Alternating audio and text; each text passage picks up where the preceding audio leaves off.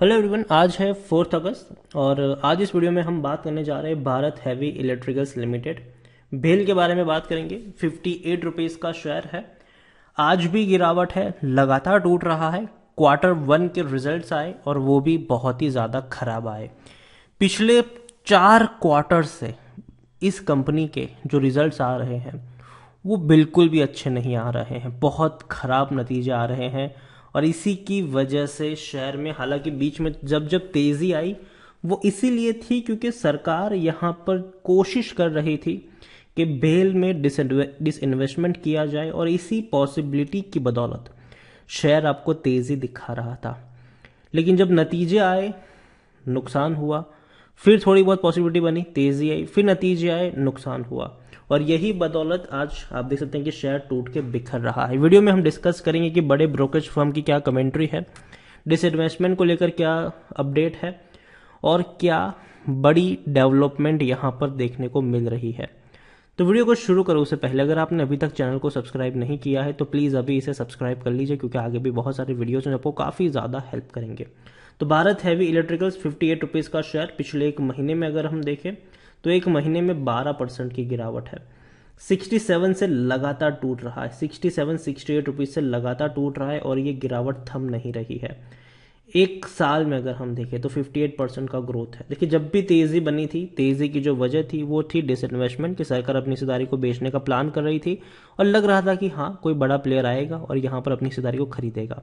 लेकिन ऐसा कुछ हो नहीं रहा है। और देखिए, डिसइन्वेस्टमेंट का जो प्रोसेस है ना, वो बहुत लंबा प्रोसेस है, ठीक है। और सरकार काफ़ी सारी कंपनियों में डिसइन्वेस्टमेंट की कोशिश कर रही है। अब जिनका हो जाता है उनका हो जाता है, जिनका नहीं होता उनके लिए लंबा इंतज़ार करना पड़ रहा है।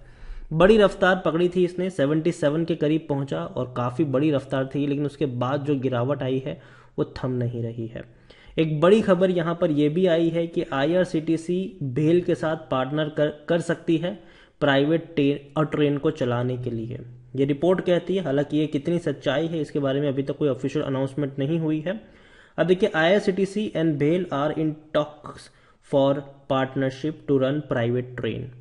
The state-run companies might form special purpose vehicle to run passenger train on route for which IRCTC has put in bid। तो ये बिजनेस स्टैंडर्ड की एक रिपोर्ट है और उसके अकॉर्डिंग ये चर्चा हो रही है कि भैया IRCTC और भेल जो है वो भैया पार्टनरशिप कर सकती है प्राइवेट ट्रेन को चलाने की। दूसरी तरफ जो चीज़ भेल के शेयर को ड्राइव कर रही है वो एक उम्मीद है, एक होप है कि भैया डिसइन्वेस्टमेंट हो सकता है इस लॉस मेकिंग कंपनी का, और अगर वो होता है तो कहीं ना कहीं मार्केट उसको काफ़ी पॉजिटिव तरीके पर लेता है और ये उम्मीद जागती है कि शायद अब यहाँ से कुछ पहिया चेंज हो सकता है इसका। लार्ज कैप शेयर है, 20,000 करोड़ के आसपास का इसका मार्केट कैप है। NSE में देखें तो तकरीबन 3 करोड़ के आसपास का वॉल्यूम ट्रेड है। बड़ी क्वांटिटी में शेयर ट्रेड हो रहे हैं। 63.17% की होल्डिंग प्रमोटर के पास है, 4.67% की होल्डिंग FIs के पास है, 1.21% की होल्डिंग म्यूचुअल फंड और 10.88% की होल्डिंग इंश्योरेंस कंपनी के पास देखने को मिल रही है। LIC के पास यहाँ पर 10% से भी ज़्यादा की होल्डिंग है और एक भी शेयर प्रमोटर का गिरवी नहीं। प्रमोटर मतलब सरकार है। देखिए, सरकारी कंपनी है तो पहली चीज़ तो ये कि कंपनी डूबने वाली नहीं है। 19 म्यूचुअल फंड स्कीम्स और 130 जितने FIs का पैसा यहाँ पर लगा है। डिविडेंड पेइंग शेयर नहीं है। आखिरी बार 2019 में इन लोगों ने डिविडेंड पे किया था। अब बात करेंगे भेल की, तो देखिए टेक्निकल रेटिंग अच्छी नहीं है, गिरावट के संकेत है। रिजल्ट्स भी बहुत खराब आए थे इनके और यही वजह थी कि शेयर टूट के बिखर रहा है। Q1 के जो नतीजा है उसमें तकरीबन 450 करोड़ के आसपास का इनको नुकसान हुआ था। इससे पहले मार्च में इनको 1000 करोड़ का नुकसान हुआ था और पिछले साल जून में, मतलब पिछले साल Q1 में इनको तकरीबन 900 करोड़ का नुकसान हुआ था। तो भैया नुकसान ही नुकसान है यहाँ पर देखने को मिल रहे हैं। According to Moneycontrol user 79% लोग खरीदने की सलाह दे रहे हैं, 19% लोग बेचने की बात, और 2% लोग यहाँ पर होल्ड करने की नसीहत आपको दे रहे हैं। इतना ही नहीं, अगर रेवेन्यू की बात करें तो लगातार टूट रहे हैं। 30,000 करोड़ के रेवेन्यू 17,000 करोड़ पर पहुंच चुके हैं। प्रॉफिट अगर हम देखें तो 2 साल बहुत खराब रहे हैं इनके लिए।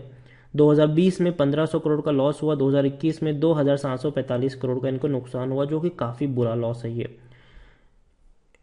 अगर हम देखें तो मोतीलाल ओसवाल जो काफ़ी बड़ा ब्रोकरेज फर्म है, उनकी भारत हैवी इलेक्ट्रिकल्स लिमिटेड में बेचने की सलाह है। 40 रुपये का टारगेट प्राइस इन्होंने दिया हुआ है। For 1 year. 1 साल का उनका टारगेट प्राइस है भैया, 40 रुपये तक ये जा सकता है, उनको ऐसा मानना है।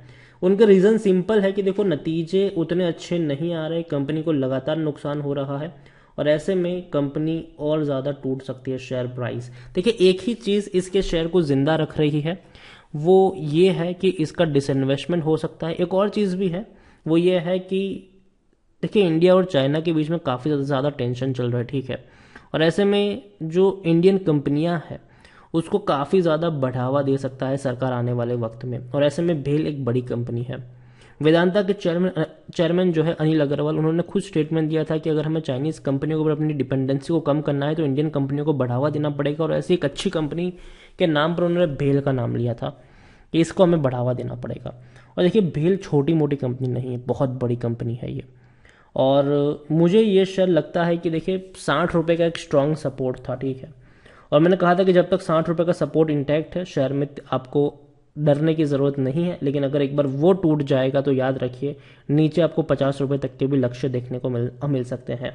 और यहाँ पर मुझे लगता है कि भेल में जल्दबाजी नहीं करनी चाहिए बाइंग में। मैंने तब भी कहा था और अभी मैं कहूँगा कि जल्दबाजी मत करिए यहाँ पर खरीदारी में। थोड़ी बहुत गिरावट यहाँ पर आ रही है, इसका मतलब ये नहीं है कि आप अभी जाके खरीदारी कर लो। मेरे हिसाब से 50 रुपये का जो लेवल होगा वहाँ पर खरीदारी के मौके बनेंगे। और अगर आपने ऑलरेडी खरीदारी करके रखी है, बड़े ऊपर के लेवल पर बाइंग अगर आपकी है, तो नुकसान में बेचने की ज़रूरत नहीं है। आपको यहाँ पर लंबा इंतज़ार करना पड़ेगा। अगर आप उस इंतज़ार करने के लिए तैयार है तो यहाँ पर बने रह सकते हैं। शेयर यहाँ से हो सकता है कि 50-55 रुपये तक जाए, लेकिन वहाँ से मुझे लगता है कि एक तेज़ी यहाँ पर आनी चाहिए इसके शेयर्स में। रीज़न सिंपल है कि देखो सरकार कभी भी एक डिसइन्वेस्टमेंट का लॉलीपॉप तैयार कर सकती है और जैसे ही कोई खबर आएगी शेयर दौड़ना शुरू कर देगा। दूसरी एक और चीज़ भी है कि भैया भेल को कई सारे प्रोजेक्ट मिल भी रहे हैं, जैसे कि अभी हमने बात करी आईआरसीटी के साथ, आईआरसीटीसी के साथ जो भैया ट्रेन चलाने की बात है, तो बहुत बड़ा प्रोजेक्ट है। ऐसे कोई प्रोजेक्ट की अगर अनाउंसमेंट होती है तो उसको एक एज अ पॉजिटिव तौर पर लिया जाएगा और कंपनी के शेयर में तेज़ी आएगी। देखिए एक चीज़ है कि भेल के पास काम की कमी नहीं है, ठीक है, बहुत सारे काम से, लेकिन दिक्कत यहाँ पर ये हो रही कि वो काम समय पर पूरे नहीं कर पा रही है और पता नहीं किस तरीके से कर रही है कि इतना ज़्यादा इनको नुकसान हो रहा है। तो मेरे हिसाब से भारत हैवी इलेक्ट्रिकल्स देखिए एक बुरी कंपनी नहीं है, लेकिन हाँ इस शेयर की टेंडेंसी रही है कि एक बड़ी रफ्तार के बाद एक बड़ी लंबी गिरावट आती है, फिर लंबा इंतज़ार करना पड़ता है तेज़ी के लिए, फिर एक बड़ी गिरावट आती है, फिर एक इंतज़ार के बाद एक बड़ी रफ्तार भी आती है। टूटा है ये शेयर, तेज़ी भी आपको ज़रूर दिखाएगा। तो अगेन मैं कह दूं एक बहुत बड़ा इन्वेस्टमेंट की सलाह नहीं है, लेकिन 50-55 के आसपास पहुंचता है, मतलब 55 नहीं 50 के आसपास पहुंचता है तो बाइंग के मौके आपको वहां पर बनते हुए नजर भी आ सकते हैं। वीडियो को यहीं पे एंड करूंगा। पसंद आया हो तो लाइक करो, शेयर करो, चैनल पर अगर आप पहली बार आए हैं तो प्लीज़ सब्सक्राइब करें। और भारत हैवी इलेक्ट्रिकल्स लिमिटेड के बारे में आप क्या सोचते हैं वो भी आप मुझे कमेंट में लिखकर बता सकते हैं। Thank you.